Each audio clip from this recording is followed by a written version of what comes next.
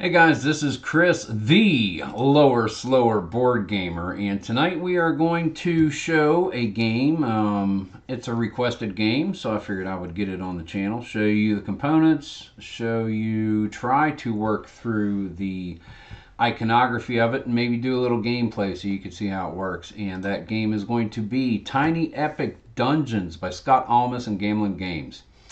So let's go ahead and get on over here and we'll see what is in the box, and then we'll go over other things in detail.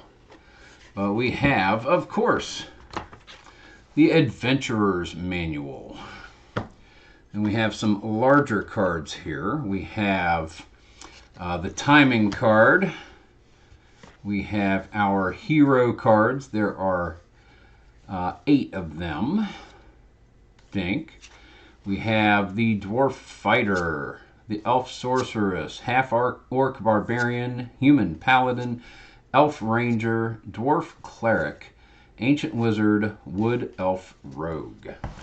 Then we have our big bads. We have the Dragon, the Goblin King, the Pharaoh, the Hydra, the Gorgon, and the Seer. You know what that is. It's nasty, and we all want to kill it when we see it. Other components that are in the box, you have various square cards. You have your dungeon room cards. This is your starting card with the X on it. And then you have regular rooms, which have that logo on them. The little archway there. Get it to where it'll stay and you can see it. That's regular rooms. And then you have minion rooms, which have that little bad guy looking thing. If I can get it but it's like a little wolf. And then you have your entrance into the dungeon, which has a little almost a compass-like thing, an 8-sided star.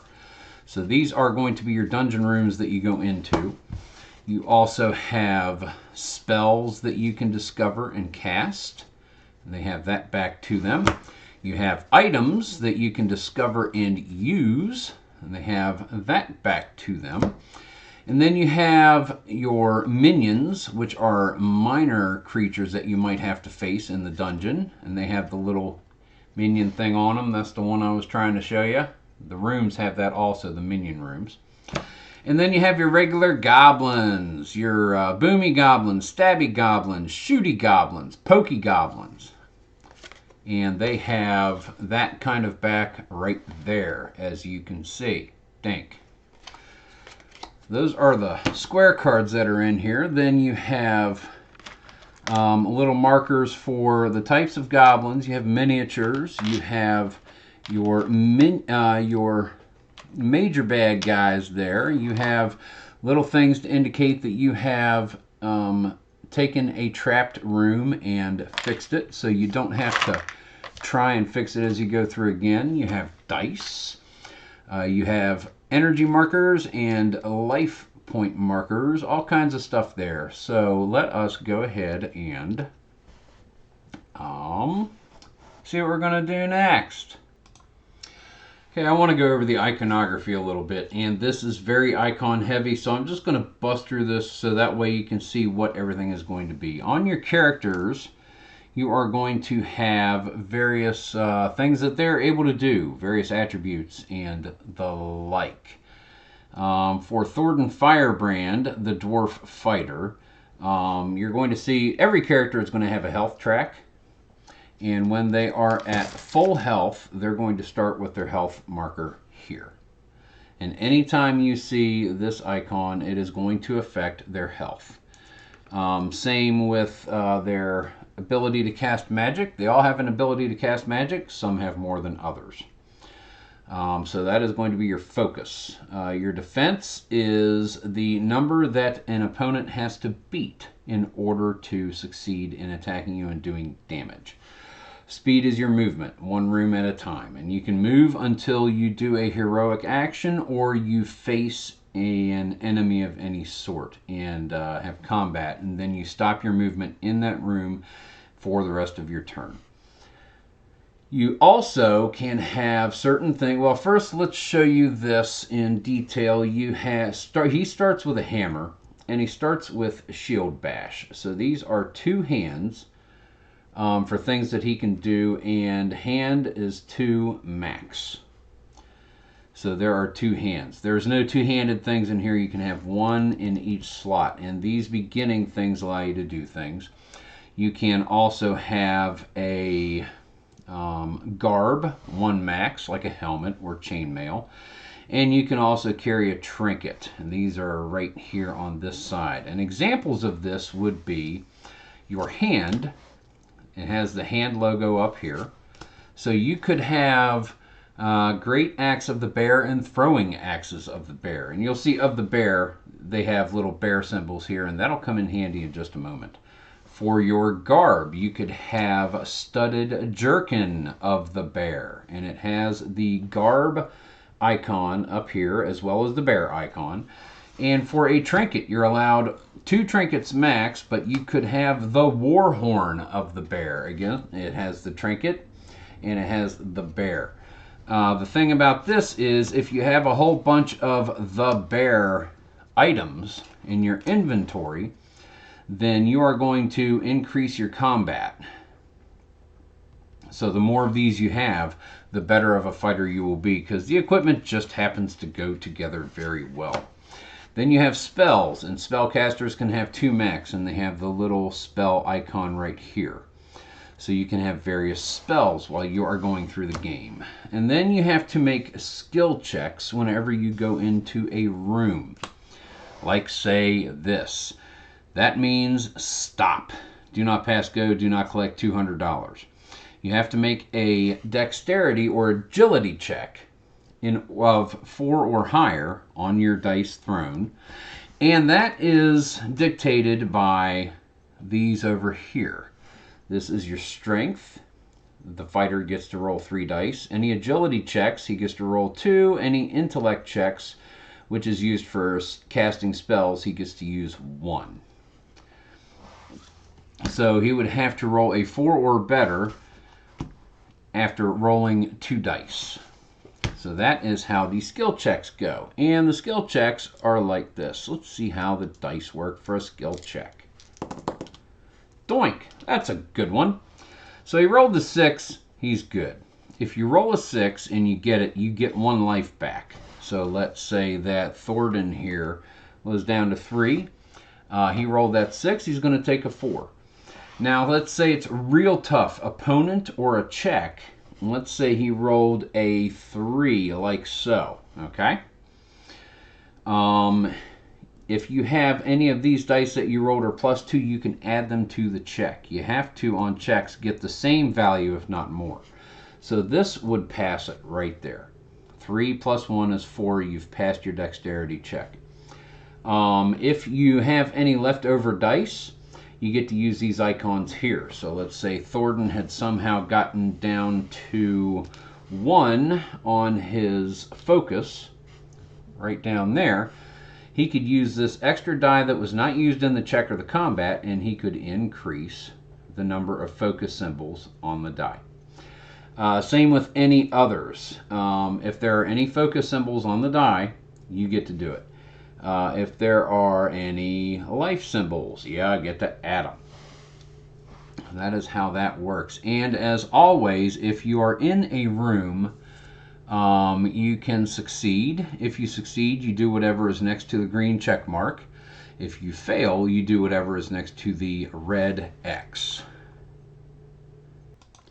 Also of note, some of the rewards that certain items can give you. In this instance, you're going to see a plus and a picture of a die.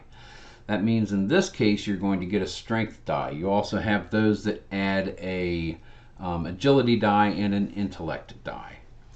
Another example is that, where you're going to see one of your skills and a gray square with a plus number. That is the number that you add to your die roll.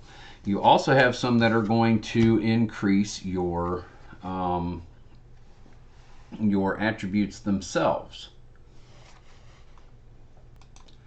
such as this. When you use this item, depending on how many lion items you have, you gain 1, 2, or 3 health. They have some for focus as well. And then same with this one. Depending on how many you have, you add 1, 2, or 3 to your rolls. Now let's look a little at movement and range. These are the back pages of the rule book. But let's look at movement and range. Now, as you can see here, Thornton has a range of 3, which means he can move up to 1, 2, 3 rooms, as long as he doesn't have to stop to do anything, which we will go over later. That is his move, and range refers to the number of rooms away a target can be. An example of that is if it's in the same room, you're going to see this symbol right here. That means that if our hero and our goblin are in the same room, if the goblin were to attack, then he's going to do the health and focus damage indicated on his card. But that's what this means, in the same room. Then you have dink, dink, dink. Yeah, keep track. Next you have line of sight, which is the diamond indicated by an arrow, such as the throwing axes. So as long as it is a straight line, you can target someone up to 2 spaces away. So let's say that our hero was over here. Yeah, make it so you can see it. Let's say our hero was in the room that's over here. Throwing bear of the axes, 1, 2. As long as it's straight through, he could target that goblin with his throwing axes. Next, we are going to see any path. And that is this one right here. The diamond with the weird squiggly and then an arrow going that way. That means any path. It doesn't have to be a direct line. It just has to be within the range stated here. So in this instance, if our dwarf fighter was in this room and cast that spell, 1, 2, he could target that goblin as long as he is in any line within 3 spaces of where the caster is. And the last thing I want to show you there is this card right here. As you can see, one enemy will be indicated with this symbol here. You have all heroes, target all within the listed range, and the range is 4. So if the war horn was blown by El Fighter Dude, and he was in this room here, the only way to get to this room was like that. If he was to blow the war horn of the bear, any enemies within a range of 4 would have to go away from him 2 spaces. So that's 1, 2, 3. He would have to retreat 2 spaces. He can't from this room, but if he can, he would have to move away. That is movement and range. Let's go to the types of actions. You have heroic actions and free actions. Heroic actions, when you perform one of them, your movement stops for the turn. So if you see the question mark, then any action can be performed, any of the following. If you see the rest symbol, then you take your turn, do nothing else, and rest, and you gain 3 health and 5 focus. If you see the search a room token icon in a room, that means that you can search the room by performing the check listed here. And if you are successful, then you are able to get the reward that is listed here. You can disarm a trap. When you get into a room If you perform the thing to get past the trap where you're not trapped by it, you can then perform this check to see if you are able to disable the trap. If you are successful, then you place one of those on the room, indicating that that trap has been disabled. You don't have to worry about it again, and you get the reward for doing so. Next is going to be casting a spell, which is right there. Casting a spell. So you can cast a spell as a heroic action. It doesn't necessarily need to be an attack, but the moment you cast a spell, your movement has stopped for the turn. You can perform a melee attack on any enemy within the same room that you are. When you see these symbols, that means you are doing a melee attack and you make the appropriate checks. Same with a missile attack or a ranged attack. Anytime you see this, you are going to make a missile attack or ranged attack and add the modifications to your combat roll. Doing so ends your turn. The final thing is performing a one-time action. So when you walk into a room and you try to check to see if you can avoid getting trapped by the trap, that is a one-time action. And again, you can only do it once, and one of these actions per turn, and when you do it, your movement has ended. So if you walk into a trap room, you're going to try to do that. And if you succeed, you've beaten the trap. If you don't succeed, then you're going to take the damage listed down here. Doink. And then there are some free actions listed as well. Free actions can be performed anytime on your turn, and you can enter the boss's lair for free. So examples of free actions might be Thornton. He is able to shield bash anytime he wants.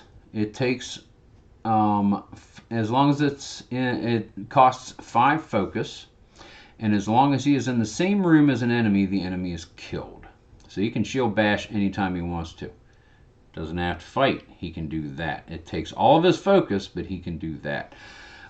He can always, every character can always spend 2 focus to increase or decrease a die value by 1. So let's say you really need a 4 to pass that test. You can spend 2 focus in order to change that to the needed result. That is it for actions. Next we'll go to abilities and modifiers. Let's go over some examples of abilities and modifiers for you. You're going to see sometimes icons such as this, and this is going to be adding to your defense and also to your speed. If you see this, your character's defense and speed increases by the number indicated on the item. You're also going to see some items that are going to lessen your defense or lessen your speed, as indicated here. Any of these items you have, they give you boons, but they also take away from the speed and the defense of your character. You're going to see some others if I don't go knocking the thing all around like crazy. You're going to see some that are going to reduce or add health and focus, such as these right here. This one takes away however much. This one adds however much, depending on how many of the lion item you're using. We're also going to see some that are going to add or remove die from your die pool. And it will also indicate which skill it is going to add or remove them from. You're also going to see some that are going to, you're also going to see some that will indicate that you change a die by 1, up or down. No higher than 6, no lower than 1. You're going to see some that are going to change, add or subtract to a skill check. So if you see this symbol followed by a gray square with the plus or a minus number, you're going to take that away from your die roll. Those are pips off your die. You're going to have some that are going to allow you to re-roll one die during a melee attack and use the new die result. So Shield of the Lion, if you are attacking, you're able to re-roll once. You're going to see Portal, teleport to any revealed dungeon card, and that's going to be the picture of a hero helmet showing moving to a different space. This is your hero icon. Anytime you see that, that refers to your hero. Anytime you see this icon, that removes to an enemy, a target enemy, and this is telling you that it's going to move that many spaces away from you. You're going to see some that are going to indicate stealth, that you can move unaffected through rooms with enemies in them. You do not have to stop to do combat and do a heroic action and end your movement. You can sneak right by them. And you're also going to have some that are going to show either this goblin symbol or a minion symbol, and that is saying that when the hero kills its target, it gets these things. See how the icons are starting to work together? You're going to, so boom, that is that. Nice and easy. You're also going to see that when it is the goblin's turn, it is going to move or attack up to 3 within range, which is 1 in the same room. If there aren't any in the same room, it moves. The slash means it does one or the other. If there was a plus, then it would move and attack. And when it attacks, all the heroes affected would lose 1 health, and also 1 more goblin would appear at the entrance. So that is how the iconography kind of works together right there. Next, let's go over the dungeon spaces, the dungeon rooms, and also the torch mat. Now, this is the torch mat right here. And you're going to see different things on, this is your timer, and it also indicates what's going to happen when you get to a certain point. As far as dungeon rooms, you're going to see different kinds of rooms. You're going to see the entrance, which is right there. You're going to see a regular room, which is that one. You may see a, that's not the one I want. You may see a minion room, which is where the minion baddies will go. Or the lair door for the big bad, which is indicated by this little mark right there, that little star mark. That means this is the lair door. And this is where you have to go before time runs out, because if you get down to there, you are dead, game over. You're going to have a torch, and this is your marker. And you're going to, each time a player takes a turn, you're going to move it along. And you get time back by killing minions. So you need to find the minions. Not the goblins, but that is the white minion figure right there. You move the timer up 6, and then you can select 2 times 1 item or spell from the draw deck. 2 times. So you can get 2 items. You can get 2 spells. You can get an item and a spell from the draw deck. Other things you are going to see are this icon means you reveal a face down dungeon card. So in this instance, if you beat this goblin, then you came into the room from one side. If you came in this way, if you defeat the goblin, then you can reveal the next room, so you know what it is without having to go into it. Other things that you can do. If you see this, it's going to, and that's going to happen on the track, like right here. Picture of a goblin, add a goblin, which is a goblin face on a triangle, and a picture of the entrance. So when you go onto that space right there, then at the entrance to the dungeon, which is the starting room, you're going to add the next goblin. That's going to go there. Next you have game is over, heroes lose. Again, that's that guy right there. You don't want this getting down to here or the game is over. Trigger an immediate evasion skill check when entering the room. So when you enter a room, that's an immediate skill check to evade the trap. So if you see that, that is what that means. That is also the perform a one-time action, which is a heroic action and stops your movement for the turn. You may also see, as I indicated, add a goblin or add a minion to a room. Such as this. So when you enter that room and you turn it over, you're going to add the next goblin. Or if it says to add a minion, then you would add the next minion in the pile, such as that symbol right there. You're going to add the next minion, the skeleton. He's a bad dude, believe it or not. Peril, come back here, Mr. Timer. You may also see, get rid of that. Here, again, if these symbols come up, then you can, unless it says otherwise, you're going to have your deck of items, which are going to be face down, and you're going to have a discard pile if it's a piece of equipment you don't want. If you see that symbol right there, you can either draw from the deck or the discard pile. If you see that in gray, you may draw a item or a spell from its respective discard pile.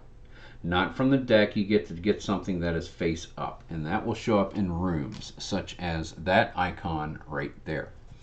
So that is Dungeon and Torch Map iconography. And there's really just one more thing to cover. Enemy and trap effects. Now you've seen the dice that the hero is going to roll in order to do checks in combat. There is also one red die which you will roll, and various results will come up. Also, you may see on this come up, and that means that it's a shield match. The value of this die matches the hero's total defense. You may also see the torch with a down arrow in various places, and that means that you advance the timer on the dungeon mat by 1 whenever that comes up. You may also see a plus number next to melee. That adds to the enemy's die when they roll their attack. So that would become a 6 for melee. Yes, that would be a 6 for a melee and 7 for range or missile or casting a spell. You may also see this symbol right here. So whenever the timer, or anywhere else, but most often you'll see this, whenever the timer gets to here, that means you are going to trigger all enemy actions on enemy cards in play. All of the minions, all of the goblins, even the big bad. When this gets onto here, it's their turn. You're going to see things that can make you lose loot, or even lose one of your spells. So there are things that can take them away from you. You're going to see things that will make you lose health. When you enter a room with an enemy, you're going to lose health. There are also some, like the minion, the Gorgon. The Gorgon can make you lose focus. So whenever they do stone gaze, you can lose focus. And you have the enemy can gain health, such as Mr. Goblin King here.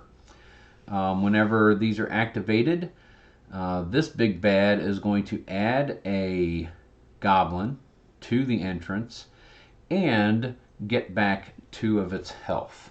Get closer to the 8, back up here, its full health.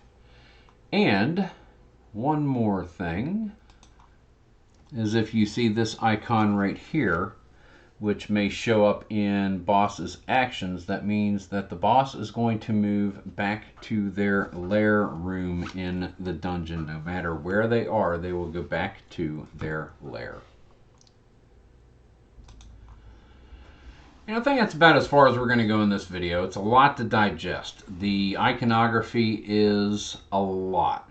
But once you learn how it works together and learn how to read it, it takes 2 or 3 plays to really sink your teeth into it. But once you get it and you can look at a card and you can determine exactly what's happening, like say for instance, if you're looking at something that's out of focus, focus, need more focus. Not to mention it's just too damn bright. And here we go, doing stupid.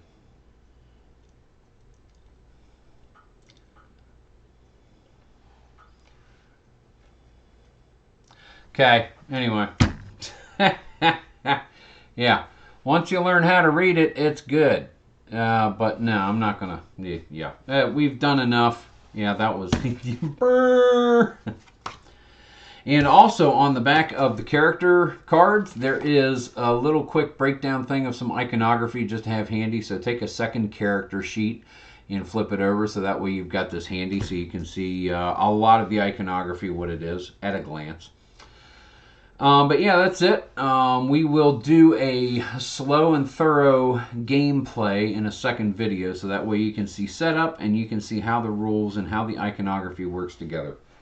But that's going to be it for this video. Guys, this is Chris, the lower, slower board gamer. Thank you everybody for watching. Go ahead and like the video. Subscribe to the channel if you haven't already. Click the little dinger bell thingy. So that way you know whenever I'm uploading content. And as always, give your comments and responses down in the doobly-doo. And if you have something in particular about the video, please share a timestamp so I can go straight to it and answer your question promptly. Guys, thank you very much for watching. This is Chris, and keep on rolling.